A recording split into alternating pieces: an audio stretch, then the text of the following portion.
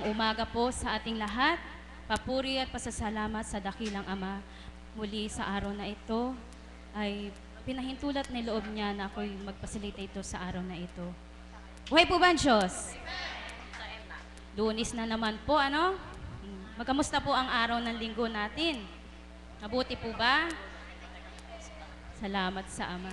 Sige po, kung nais nyo pong uminom po muna, doon po yung ating inuman sa bandang kaliwa, balikanan nyo po yun, ano?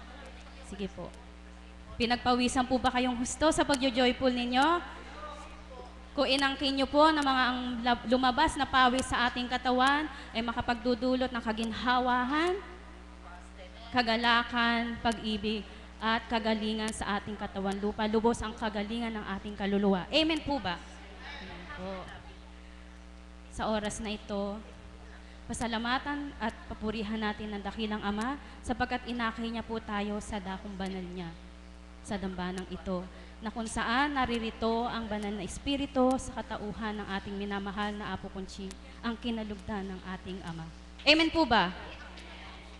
Kaya po, parang malungkot po kayo. Siguro wala naman po kayo nararamdamang masakit. Ito po katatapos lang po ng joyful natin na ibigay na po natin ng todo. Amen po. Ngayon po, napakabuti po, napakadakila ng ating Diyos na buhay sapagkat ang buhay na ating tinatamasa sa ngayon at susunod pang panahon o magpakailan pa man hanggang sa kabilang buhay ay biyaya ng ating Ama. Amen po ba? Dito po sa mundo, sa sanlibutan, bilang tao tayo, marami pong pahiram sa atin. Halimbawa po, may mga gamit po tayong pansarili, subalit pag hinihiram po ito ng ating kapwa, yung iba po nagpapahiram di po ba? Pero yung iba po, aminin po natin, di ba ayaw po nating pahiram sapagkat iniingatan po natin meron pong masisinap na tao. Katulad ko po, masino po ko sa gawin. Dating buhay ko po, ayokong basta-basta nagpapahiram. Ayoko pong ginagalaw yung bag ko, gusto ko pinapaalam pa. Pero ngayon, kahit nakabukas yung bag ko, may humiram. Dahil nga po, tinuturing ko silang kapatid na.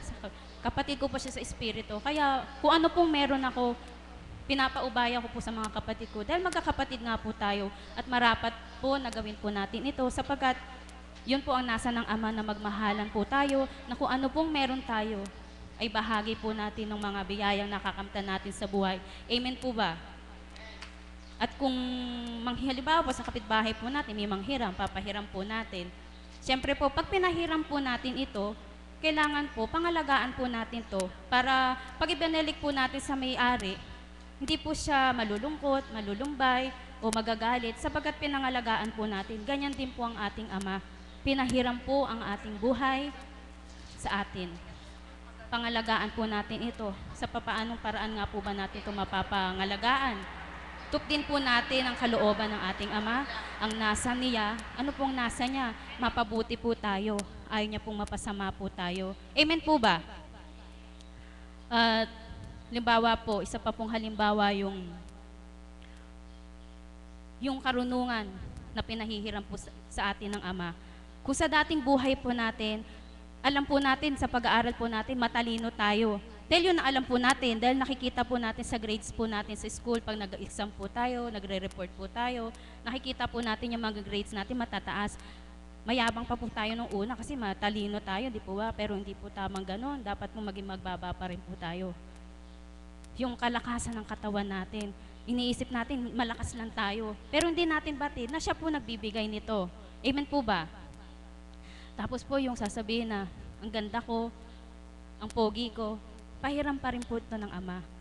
Kahit po ano po itsura natin, maganda ka man, pangit ka man, subalit sa pananaw ng Ama, isang pantay lamang po ito. Mahal po tayo ng Ama. Wala po siyang nilikha na hindi po mabuti.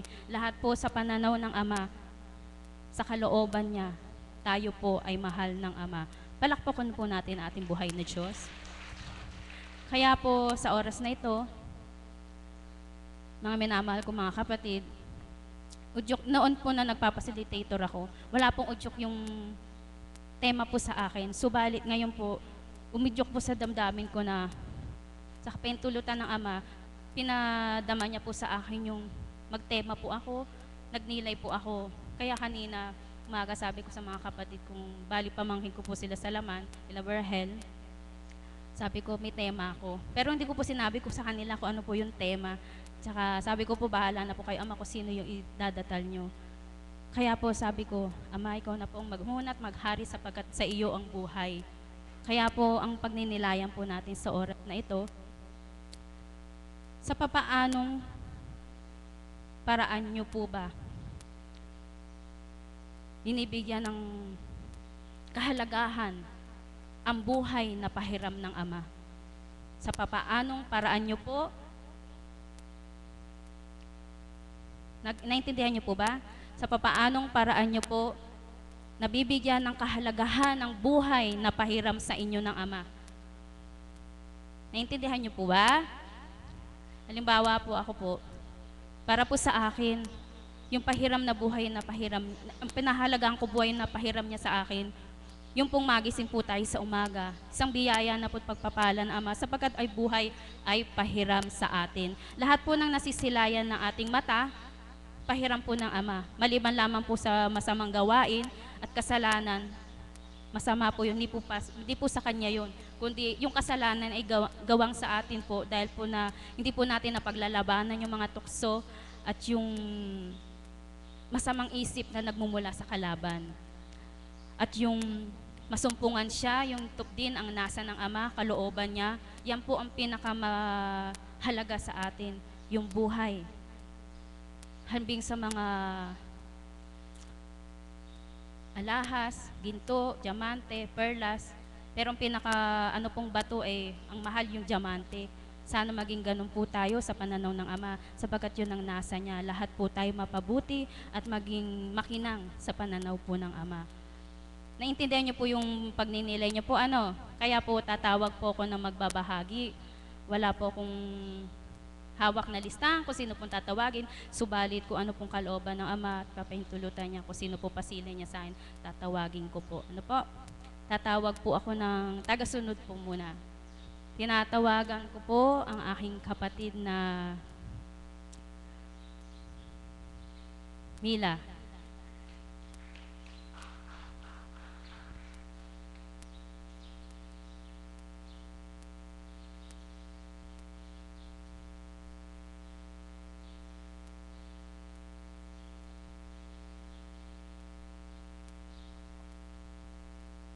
Magandang umaga po sa ating lahat, sa mga alagad po, sa mga CAPS, sa mga tagasunod po at sa mga pasyente. Katulad ko na dating naging pasyente. Papurit pasalamat pong muli sa pinarating ko sa ating Panginoon sa araw na ito. Dahil po, ito po sa bawat araw binibigyan po niya ako ng kalakasan ng katawan, katatagan. Kaya po, lubos po ako nagpupurit, nagpapasalamat sa Kanya. At yun po ay talaga pong lubos kong pinahalagaan sa ating Panginoon na yung mga dati ko pong naranasan sa buhay, yung mga pagsubok, mga karamdaman, iyon po ay nalagpasan ko po ng maayos, lalo na nga po nung nakarating na ako sa dakong ito, talaga pong naanok po sa aking sarili na mahalaga rin po pala ako sa ating Panginoon dahil sa lahat po ng aking mga pinagdaan ng karamdaman, cancer, nagkaroon po akong breast cancer, na-stroke po ako. Pero ang lahat pong iyon ay napagdaanan ko po ng maayos at mapayapa dahil po sa pagmamahal sa akin ng Ama. Kaya po sa bawat araw po ay pinahalagahan ko ang pinagkakalob niya sa aking buhay. At sa bawat araw na ako'y magigising, papurit pasasalamat po ang aking dinadatal. Basta po ako, pagising ko po sa umaga, ako po'y nagpapurit, nagpapasalamat sa Kanya.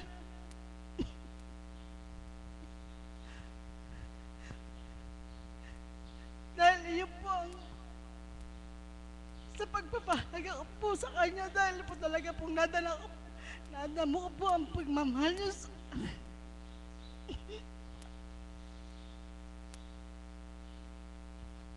Sensya na po kayo kasi po talaga pong Lubos lang po ako nagagalak sa pagmamahal na nadaramo po na.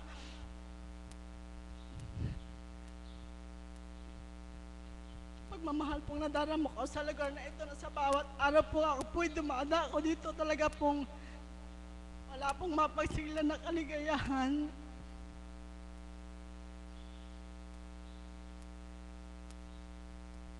Dahil yun nga po, nadaramo ko po sa bawat araw na ang pagpapahalaga po sa akin ng Panginoon ay lubos ko pong pinahahalagahan sa ngayon na sana sa bawat araw na pag-akay niya sa akin dito ay patuloy at patuloy po akong makatugon at makasunod sa kanyang mga bawat panawagan. At anuman po ang mga idatalpa po sa akin ay patuloy ko po yung gagampanan sa aking buhay na dahil po sa ginawa niya sa akin, talaga pong wala pong mapagsiglang kagalakan sa bawat araw na pagparito ko po. Kaya, yun nga po,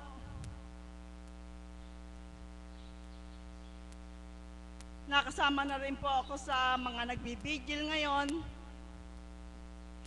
Nakasama na rin po ako sa K16, kaya po, mas lalo pa pong lumalalim ang aking kaalaman sa ating Panginoon. Yun nga po ang minimithi ko pa, yung mas lalo pa pong lumalim ang kaalaman ko sa pagtugon sa Kanya.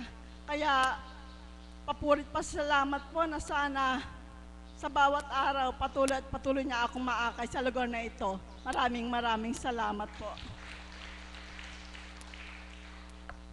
Salamat po kapatid sa iyong binahagi. Narinig niyo po yung binahagi niya. Luha po ng kagalakan yon. Palakpakan po natin kapatid na si Mila para sa ating buhay na Diyos. Sa pagkakaalam ko po, dalaga pa lamang po siya, nangingibang bansa na siya. Hanggang nakapag-asawa po siya, hanggang nagkaanak. Napakatagal po niyang panahon sa, alam ko po sa Hong Kong po ata. Pero ngayon po na nandito na siya, nasumpungan niya po. Nagkasakit po kasi siya noon eh. Hanggang nakaratal po siya dito. Dito po siya nagbata, nagtibay, nabanyusan po siya. At araw-araw po pumupunta po siya dito. At dahil po sa pakikinig po niya, sa banal na aral, sa katawan natin minamahal na po, Conching, pinapuso po niya, di naman niya pong mabuti ang aral ng Ama. Ayan po siya ngayon, nakakalakad na po siyang mabuti, di po ba? Para po siyang di nagdaan sa pagka-stroke. Tingnan niyo po siya, lalong gumaganda po siya, di po ba? Amen po ba? Palakpak po natin buhay na Diyos. At saka po, tingnan niyo po, ang buhay niya po noon, dahil nga po sa paghahanap buhay, pera, siyempre po, lahat naman po tayo gusto po maghanap buhay para sa pera at magkaroon po na magandang buhay ang ating pamilya. Pero po, tingnan niyo po, patas lang parehas lang po. Naglilingkod po siya sa Ama. Pumupunta po siya dito bilang tagapasunod, pero nakakapaglingkod pa rin po siya sa Ama. At yung ginagawa niya pong kabuluhan na para lalong na yung pinahiram na buhay sa kanya, pinahintulot yung pagdalisay na yung nagkaroon siya ng karamdaman. Subalit pinagaling po siya na Ama, hindi po siya pinabayaan. Eri po siya ngayon, patuloy na dinadama ang Ama, yung pagmamahal sa kanya ng Ama. Eri po siya ngayon. Palakpakan po natin kapatid para po sa ating Ama. Ngayon po, tinatawagan ko po ang aking kapatid na alagad na si Selly Mateo.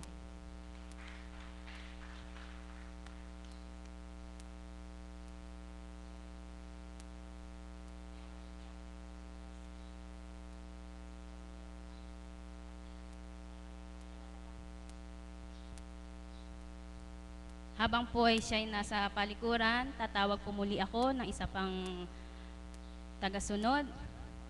Tinatawagan ko po ang aking kapatid na Luz.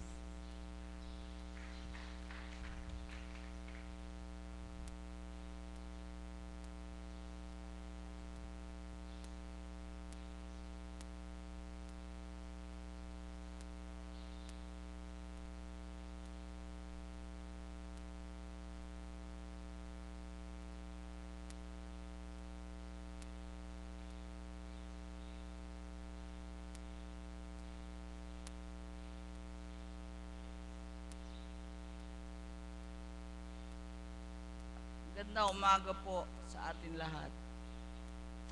Paano nga po ba natin mapapahalagahan ang buhay na pahiram sa atin ng Ama? Sa aking sarili po,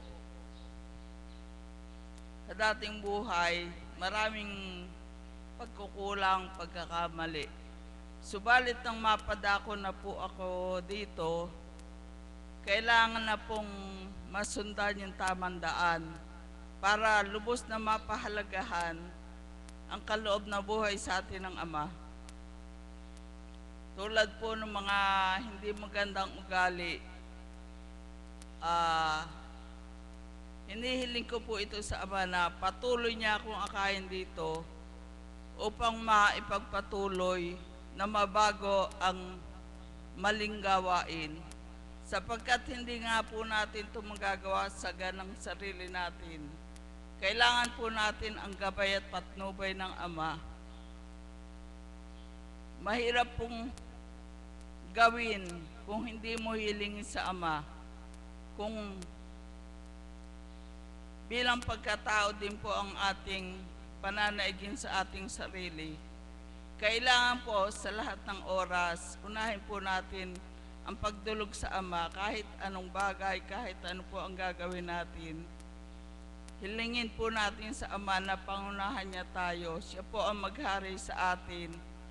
At sigurado po tayo, walang pagkaligaw ang ating gagawin. Sapagkat siya lang po ang nag-iisang pwede nating hinga ng tulong. Siya lang po ang nakakaalam ng lahat ng tama para sa atin.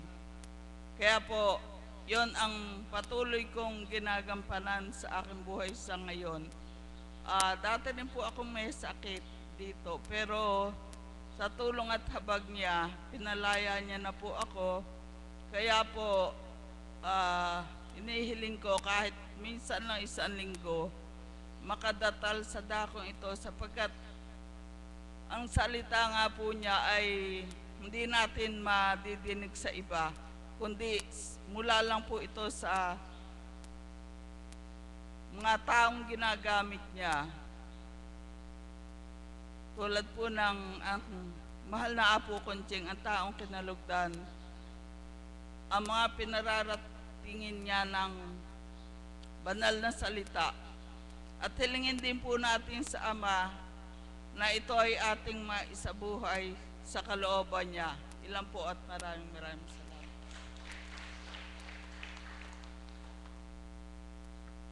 Salamat po kapatid sa binahagi mo. Katotohanan po yung binahagi niya. Na sa dating buhay, marami po tayong bilang pagkatao, na mataray po tayo. Marami pong hindi tamang gawa ang tao. Subalit, lahat po ay tama para sa Ama na maging mabuting anak niya.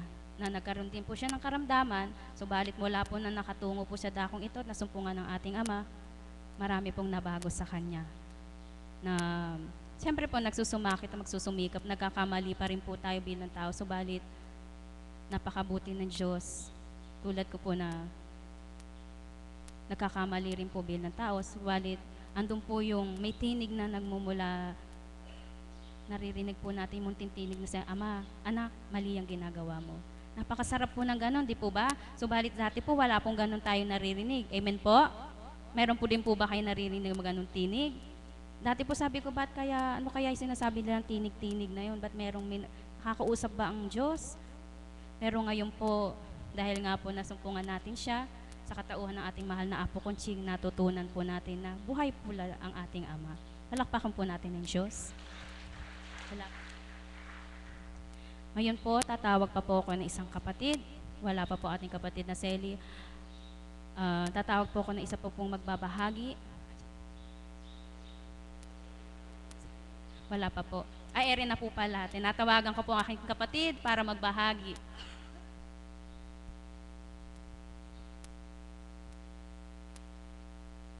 Magandang umaga po sa tanghaling ito.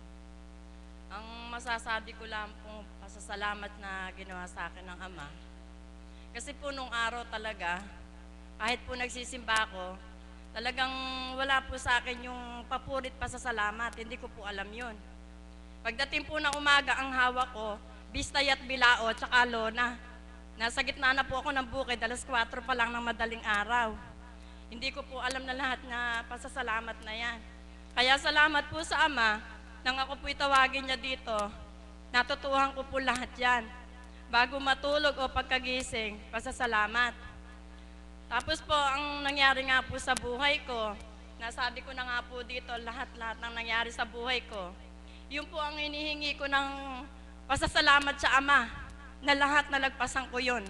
Kaya po siguro naging isang hinirang ako, dahil po lahat ng pagsubok na dumating sa akin, ipinakilob po niya sa loob ko na nalagpasan ko po ngayon lahat. Kaya Ama, nagpapasalamat po ako sa iyo at nagpupuri sa lahat ng ginawa mo sa aking pamilya. Ika nga ng mahal na apo, anak, pati sa kaapu-apuhan mo, gagabayan ka niya. Totoo po yun. Nang pong makarating ako sa dambanang ito, wala na pong nadudoktor sa aming pamilya. Pag po may sakit ang aking mga apo, tatawag lang po yung mga anak ko kung hating gabi po, magpapainom lang po kami ng tubig. Sabi ko, manalig lang kayo anak, at nasa atin ang banal na espiritu, magaling na kayo. Kaya po, Ama, lahat ng pagpapala, ginagawa mo sa pamilya ko. Kaya sana, Ama, gabayan mo po kami, at nanghihingi po ako ng lakas sa inyo na makaganap ako sa binigay mong tungkulin sa akin. Ngayon po, ang masasabi ko lang po ganito. Kahapon po, nagpunta nga po ako dito sa Apo, natutulog si Apo. Yung pong isa kong anak na panganay, hindi ko po alam kung nakasumpong ang hika, kung paano, hindi po siya makahinga. Ngayon po, ang ginawa po namin, bukas po itong loob ng adorasyon, dinala ko po siya dito, talagang nanalangin na naman po kami. Kasi sabi po ng asawa ni mahal na Apo, natutulog po, hindi na po namin sinistorbo. Sabi ko, anak, pagpasok natin sa pintuan na yan, ang kinin mo na magaling ka na. Yung po ang talagang umiiyak po ako nang nandoon po kami. Yung pong hingal nung anak ko na hindi siya makahinga. Paglabas po namin sa dambanan nito, talagang ginabayan kami ng Ama hanggang sa makauwi kami. Sa lating ko po yung anak ko, wala po siyang lagnat, wala po yung hindi siya makahinga. Hindi ko po alam kung ano ang sasabihin ko, talagang sa galak. Tapos pa dumating po ako sa amin, yun na naman po isa kong anak nilalagnat. Hindi po ba ang sabi, mentras lumalapit ka sa Panginoon Diyos, nandun ang pagsubok. Sabi ko, Ama, bakit ganito Ama? Hindi naman po ako sa dinala ko po sa inyo yung isa. Pagdating ko sa amin, yun po isa ginigino na naman. Sabi nga po ni Mama Mary, baka daw po may infection sa ihi. Sabi ko, Ama, sumalok po ako ng tubig, 1 galon. Ang kinin nyo lang anak, sa tubig nang iinumin nyo na yan, magaling na po kayo. Nang pumbandang 5 na, po, nagwawalis po ako, pumasok po ako doon sa kwarto ng anak ko nilalagnat. Sabi ko, anak, nilalagnat ka ba, ba't giniginaw? Hurihin ka, Ama. Nang po sa lating ko yung anak ko, nangiigib na ng tubig, gala na po yung lagnat niya at ginaw. Kaya Ama, lahat ng pasasalamat po Ama, ibinibigay ko sa inyo. Kaya sabi ko po sa mga anak ko, kasi po ang trabaho ng mga anak ko lahat sa bukid. Sabi ko po sa kanila, bago kayo umalis ng bahay, magpapasalamat kayo at magkukurus kayo. Kahit saan kayo pumunta, ganun ang gagawin nyo, dahil siya ang gabay nyo. Kaya po siguro nung pinahintulot po ng Panginoon Diyos na ganun nga magkaano sila, para magkaisip sila.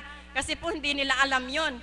Kaya ngayon po sabi nung anak ko, Nanay, ako hindi nakarating kay Apo kahapon, hindi ako nakita. Bukas sasama ako sa iyo. Sige, sabi ko, sumunod ka. Dahil maaga nga po ako nagpunta, dahil nasa loob po ako ng adorasyon. Hindi ko po alam kung paano ko po siya pasasalamatan nga dahil sa ginawa niya po sa pamilya ko. Ngayon po, yung pong isa ko na namang apo, nasa Mangga, tumawag na naman po. Nanay, nilalagnat nagsusuka yung apo mo. Sabi ko, ang kinin mo lang anak, painumin mo na 1 basong tubig. Nakagapay sa atin ang mahal na Ama, hindi na tayo pababayaan. Bago po ako dumating dito, tumawag po yung anak ko, magaling na daw po. Hindi po mapurihin ng Ama, talagang lahat ay binibigay niya sa akin. Kaya sabi ko nga po sa kanila, ako nagsasakripisyo ko sa pamilya ko. Sabi ko gano'n sa kanila, hindi nyo lang naintindihan. Pero po yung asawa ko, wala naman pong problema sa kanya. Kahit po nandito ako sa dambana at hindi siya nakakasama, hindi naman po tinatanong sa akin, o ginabi ka kung paano. Kamukha po nung may mission po doon ka lang kapatid na nakasama po ako doon. Dumating po sa Duyong. Dumating po kami siguro alas 10. Ade po, yung gate namin nakasara. Sabi ko doon sa mister ko, pakibuksan mo yung gate dahil nandito na ako. Yun po ang pinag-aano ko sa Panginoon Diyos na kahit na hindi siya nakakarating dito, wala po yung ba't ginabi ka. Kaya po sabi ko nga sa anak ko, pag tumawag si kapatid ni Jacel at nakasama ako sa misyon, sasabihin mo, Timano, oo. Huwag mo na itatanong sa akin kung sasama ako. Dahil ako talagang kahit siyang misyon ko, malalaki na po yung mga anak ko, kung talagang gusto ko kasama ng apo, sasama po ako. Kaya sabi ko, anak, pag ako na tumawag sa iyo at nasasama ako, sagutin mo kagad na oo. Dahil hindi mo na ako dapat tanungin. Dahil ako, ang buhay ko talaga, nasa dambana na. Lahat ako ng papuring at pasasalamat, ginagawa na ng Panginoon Diyos sa atin. Paano ka pang hindi magtitiwala sa Kanya? Kaya sabi ko nga po, hayaan nyo lang ko sa ginagawa ko. Wala naman kakong doon. Kaya nga po sabi nung ibang kapitbahay ko, oy, alagad ka na pala ni Apo ngayon. Wala po, hindi po ako kumikibo kahit po ano sabihin nila. Sabi ko nga, siguro kaya naging alagad akong ganito dahil sa pagtitiwala ko at pananalig sa Panginoon Diyos. Ganun lang ang gawain ninyo, magtiwala lang kayo at pananalig. Talagang kahit anong sakit ninyo, gagaling kayo. Sabi ko po sa kanila. Ngayon po wala na po nagtatanong sa akin na ganun, ay alagad ka na. Ano pong purmero talaga. Kaya nga po kung di ka lang maano mo sila na, oo nga ganun nga. Isipin nyo nga po, nang po ako makarating dito, August lang. Tapos ala pa po ako 1 taon, 9 na buwan pa lang. Bakit isipin nyo, 9 na buwan, naging isang hinirang na po ako. Nga, lahat ng pagsubok siguro na ibinigay sa akin, nalagpasan ko at saka yung mga karamdaman. Hanggang dito na lang po. Salamat po sa inyo lahat. Salamat po kapatid. Salamat po sa Ama. Tingnan niyo po, narinig niyo po yung mga bago po siyang alagad, subalit kahit po maraming pagdalisay, ang pagtitiwala at pananalig niya po sa ating Diyos na buhay ay patuloy at patuloy niyang nakakamtan. Na yun po ang kabuluhan na ginawa niya po na pahiram sa kanya na buhay ng Ama, na patuloy po siyang nananampalatay at nananalig sa Ama. Hindi man po niya nasilayan o nakausap ang ating minamahal na Apo, subalit sa pananalig at pagtitiwala niya na andyan ang buhay ay Diyos, ang Espiritu Santo, hindi man nasisilayan, subalit gumagawa po siya. Amen po ba? Salamat sa Diyos. Ngayon po, tatawagin ko po ang ating kapatid na bunso para mag-alay ng awitin.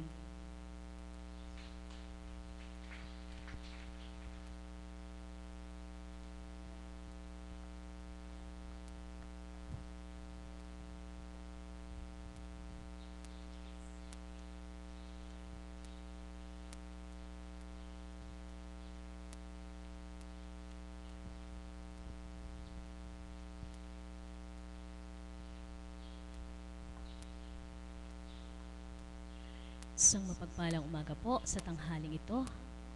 Oy po ba ang Diyos? Naantok po ba kayo? Napakaganda po ng ating tema kung papaano nga po natin pahalagahan ang buhay na kaloob sa atin ng Panginoon. Minsan lang po tayo pahiramin. Amen po ba? Minsan lang po Hindi naman tayo pwedeng ilwal ulit. Po? Pero meron nagsasabi yung pong reincarnation na tinatawag. Kaya dapat lamang na yung buhay na pahiram ay tuwirang pahalaga na nga po natin. Amen po ba? Sa papaano? Ako po, sa ganang ako po, pinahalagahan ko ito sa pamagitan ng, lalo tigit ngayon, bilang isang lingkod, yung makaiwas sa pagkakasala. Amen po ba? Liming-limi po. Di po katulad dati na kahit papaano na lang po. Amen po ba yun? Ngayon, liming-limi. Siyempre po, nakakahiya sa Panginoon. Sapagkat binigyan niya kanina ng katalinuhan kung papaano mabatid ang katotohanan at ang mali at ang tama. Amen po ba? Okay po, dito po ako para magpuri. Kaya po, papupurihan ko po siya. Kambing po kanina na sa labas po kami, si Apo po ay nagbilad. Kaya po, buhay ang Diyos, kalooban ng ating Panginoon, ay makakaluwal na po siya. Sabi ko, pwede po bang sabihin? Basta po dakila siya kanina na ang sabi nga niya sa akin, purihin mo ang Ama, sabi niya sa akin kanina. Sapagkat nagkaroon nga po ng pagkakataon na kanina ay muli po siyang makapagbilad doon sa harapan. At awa naman ng puon ay, nang dahil nga po nandoon siya, ang biyaya ay dumaloy. Amen po ba? Kaya sabi niya, papurihan mo ang Ama. So ito po, para po sa kanya.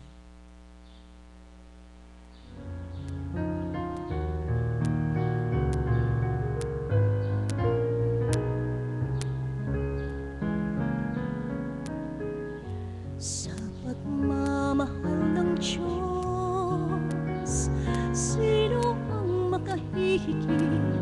Mayroon ka bang nababati? Buktong na anak, hindi niya ipinagkati. Nanaog sa mundo, nagdusa, tumanas ng libong sakit.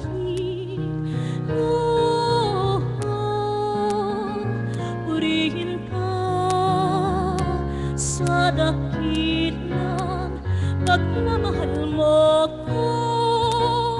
Kahit bayaran ka, hindi sapat ito upang ibalik ang dugong itinigis ng iyong anak para sa akin.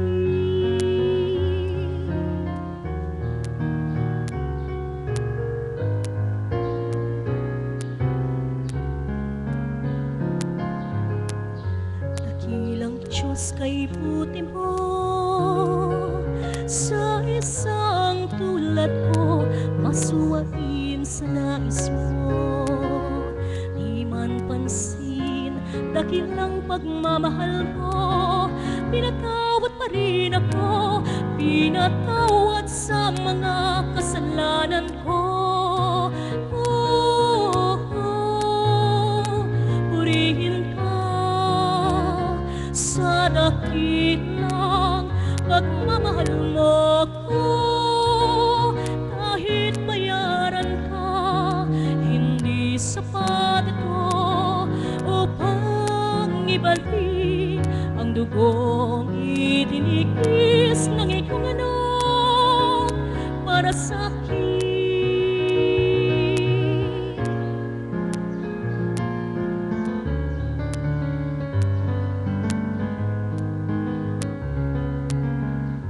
Dakilang Diyos, salamat sa iyo, dahil sa pag-ibig mo, buhay ko ay nagbago. Tanging ikaw lamang papupurihan ko, purihin ang ngalan mo, o Ama, dakila ang pagmamahal mo. Purihin ka sa dakit ng pagmamahal mo ko. Kahit bayaran ka, hindi sapat ito upang ibalik ang dugong itinigis ng iyong anak para sa akin. Purihin ka sa dakit ng pagmamahal mo ko. Kahit bayaran ka, hindi sapat ito upang ibalik ang dugong itinigis ng iyong anak para sa akin.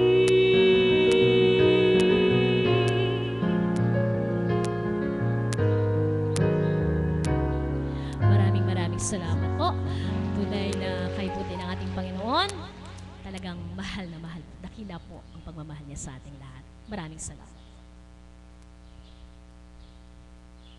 Salamat po sa kapatid sa ating magandang awitin na inalay mo sa ating Ama. Yan po ang katotohanan. Wala pong kapantay Wala pong katumbas ang buhay na pahiram sa atin ng Ama. Magbalik loob lamang po tayo sa Kanya. Kalugod-lugod po tayo sa ating Amang dakila. Palakpak po natin Diyos na buhay.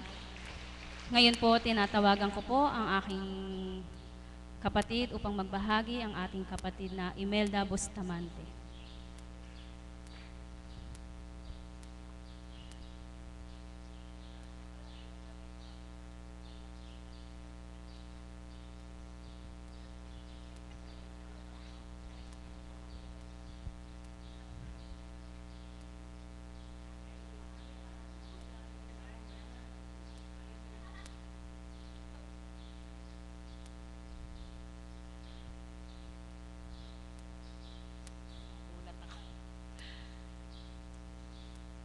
So, dadating ko lang po na hindi ko po alam yung temang inano. Basta po kung ano po ang isang mapagpalang umaga po sa ating lahat. Ano ba yung tema? Kung paano daw po maibabalik. Ano ba? Yung makabulang buhay na pahiram sa akin.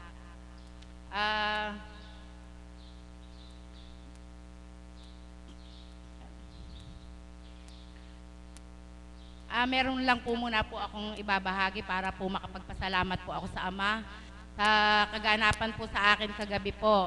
At ibabalik ko po ang at pasasalamat sa Kanya sapagkat kagabi po mayroon pong kanapang naganap sa akin na ito po kailangan ko pong ipagpasalamat sa Ama sapagkat kagabi po galing po ako sa nag-CR po ako.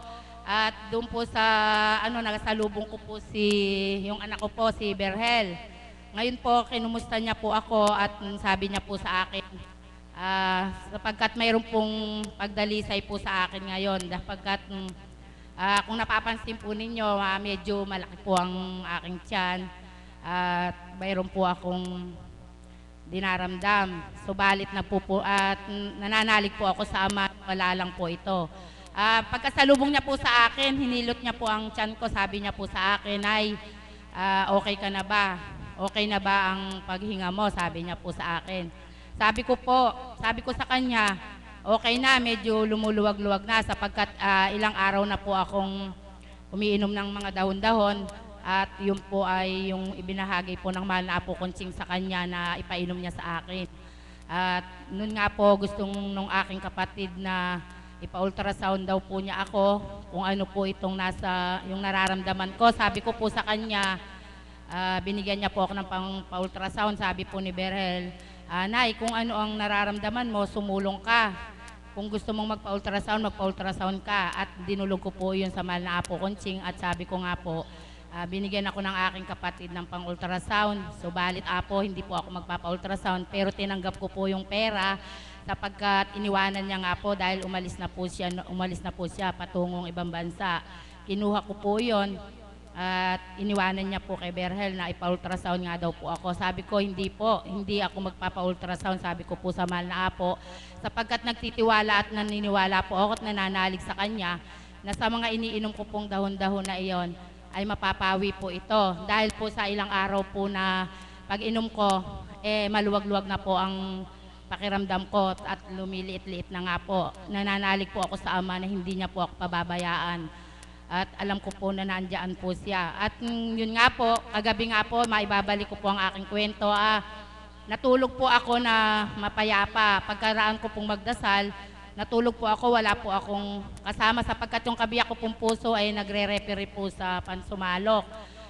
Napakabuti po ng Ama sapagkat nung dumating po yung kabiyak ng puso ko, antok na nga po ako noon, hindi na po ako tumayo sapagkat diniretso ko na po yung pagtulog ko. Nung siguro po talaga pong mahal po ako ng Ama sapagkat ilang minuto pa lang pong dumarating yung asawa ko, nagkaroon po ako ng basta po nakita ko po yung sarili ko na hindi po ako makahinga. At parang sa palagay ko po, hindi na po kaya ng aking katawan. At ang akala ko po, ginigising ko yung kabiyak ng puso ko, hinahablot po siya, subalit hindi po pala. Sabi ko nga po, para pong nabangungot ako. Mayroon po akong nakita na hindi marapat at nababalutan po ng kadiliman yung sarili ko. Yung nakikita ko na po yung sarili ko, nakalahati na lang.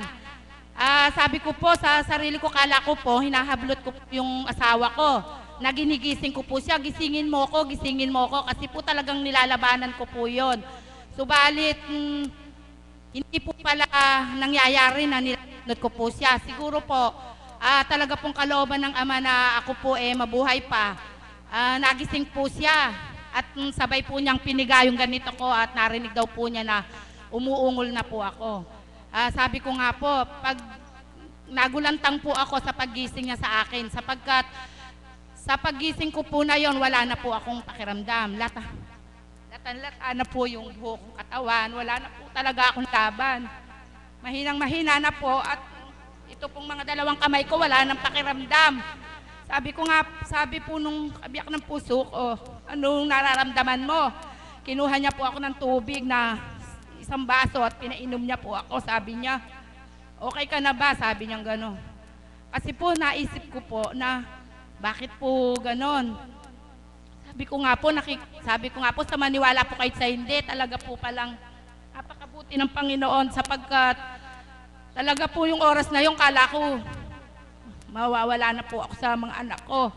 Kaya po sabi ko nung nagising ako, Diyos ko Ama, napakabuti niyo kasi sabi ko po, talaga pong hindi yun ang oras ng uwi ng kabiyak ng puso ko kasi po minsan po ang dating niya sa pagre-referee, minsan alauna ng gabi. Subalit bakit po nung gabi na yun, talagang maaga po ang umuwi siya. Kaya po yun, kumbaga po sa siya po ang ginamit ng Ama para maisalba po yung buhay ko. Sabi ko nga po, kaninang umaga, nagising po ako at nakita ko, sabi ko kay Berhel, montik nyo nang hindi ako inabutan. Sabi ko, isang iglap na lang, hindi na nyo ko nagisnan, siguro nakita nyo ako. Wala na akong buhay pagkagising nyo. Sabi kong gano'n, sabi niya, ang sinagot niya sa akin ay, hindi ka pababayaan ng Ama kasi nasa kanya tayo. Sabi niya, hindi ka pababayaan ng Ama. Tapos biniro niya po ako. Kasi palalasa pa ng Ama sa'yo, yung nagsishopping ka pa. Sabi niya po gano'n. Kumbaga po sa pinatatawa niya po ako. Mararanasan mo pa yung masarap na buhay. Sabing gano'n. Tapos po, natawa na po ako noon. Sabi ko, oo nga anak, sabi ko, talagang mahal ka ng Ama. Sabi niya ni Berhel po sa akin. Kinuwento ko nga po yung kaganapan na yon. Tapos po, okay na po yung katawan ko. Kumusta na yung tiyan mo? Sabi niya, eto, malambot na. Pinindot-pindot niya po niya. Malambot na, angkin mo na mawawala na yan. Ala na yan. Oo nga, sabi ko, inaangkin ko na mo, huwag kang ninenervyos. Tapos po, nung pong matutulog na ako, talaga pong biling inihaw po ako, talaga pong nandyan po yung Diablo. No? Sabi nung asawa ko, sabi niya, ba't di ka makatulog? Sabi ko, pagdasal mo naman ako. Sabi ko, alika eka dito, kung mabila ka ng higaan, iwanan mo yung dati mong pesto. Sabi po nung asawa ko, hindi. Sabi ko, kinuha ko po yung chaplet ng Divine Mercy. Inilagay ko po sa ulunan ko at saka inilagay ko po sa tiyan ko, yung isa po. Nung pong sabi ko, makakatulog, sabi ko, Ama, wag niyo po akong hayaang maakay ng masama, sabi kong gano'n. Kayo po ang gagabay sa akin, huwag niyo po akong pababayaan, sabi ko. Kawawa naman po yung mga anak ko, sabi ko, yun po yung naidasal ko sa sarili ko.